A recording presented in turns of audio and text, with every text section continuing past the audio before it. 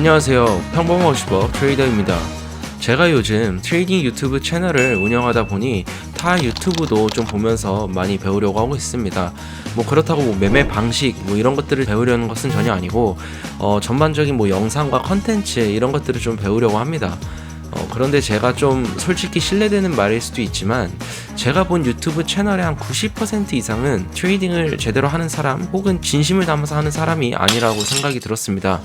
그 이유 중 하나를 오늘 여러분들과 함께 이야기해 보려고 합니다. 불과 4, 5년 전만 해도 이 시장의 대부분의 사람들은 돈을 버는 특별한 매매법, 보조 지표에만 집중을 했습니다.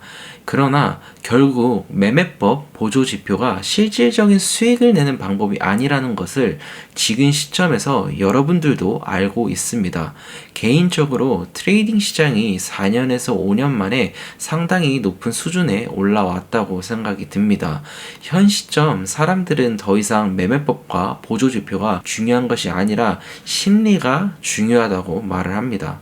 그래서 유튜브를 보면 트레이딩은 심리 게임이고 좋지 못한 심리 때문에 여러분들이 돈을 벌지 못한다고 말을 합니다.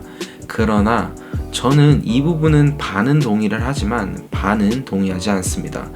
심리가 중요하다고 말하는 사람들의 주장을 간단히 설명하면 좋지 못한 심리로 인해 당신은 돈을 벌지 못하기에 그런 심리를 느끼지 않는 것이 중요하다. 약간 이런 식으로 설명을 합니다. 하지만 이 부분이 진짜 트레이딩을 해본 사람과 해보지 않고 겉으로만 아는 척하는 사람들과의 차이입니다. 지금부터 좀 더 자세히 이야기를 하도록 하겠습니다. 일단 먼저 좋지 않는 심리 중 대표적인 심리인 포모에 대해 설명을 해보겠습니다. 포모는 Fear of Missing Out의 약자로 나를 두고 떠날까봐 느껴지는 두려움입니다. 그러기에 보통 급등과 급락처럼 가격의 변동성이 매우 큰 구간에서 많이 느껴집니다. 지금 차트는 최근 비트코인 움직임 중 하나입니다. 차트를 보면 급등한 것을 볼 수 있습니다. 이때 보통 포모가 침투를 하면서 여러분들은 급등에 놀라 급하게 롱 포지션을 따라가기 십상입니다.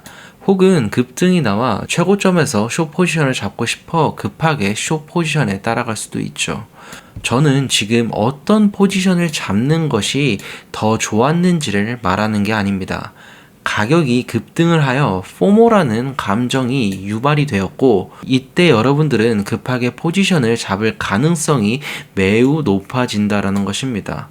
여기서 핵심은 포모라는 감정이 유발되는 것이 아니라 포모라는 감정으로 인해 여러분들이 포지션을 급하게 잡았다라는 것입니다. 다시 한번 말씀드리겠습니다. 문제는 포모라는 감정 자체가 아닙니다. 문제는 포모라는 감정이 내가 어떻게 반응했는지입니다.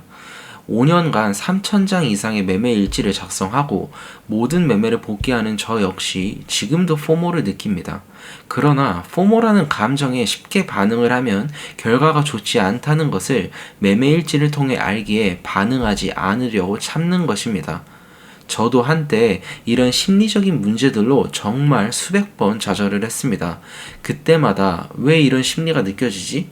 아직도 경험이 부족한가? 나는 트레이딩을 하면 안 되는 사람인가? 이런 정말 수많은 고민을 했었죠. 그렇게 심리적인 문제의 본질부터 하나하나 점검해 나가면서 제가 깨달은 것이 한 가지 있습니다. 좋지 않는 감정들을 느끼지 않는 것에 집중하는 것이 아니라 감정에 반응하는 것에 집중해야 한다는 것입니다.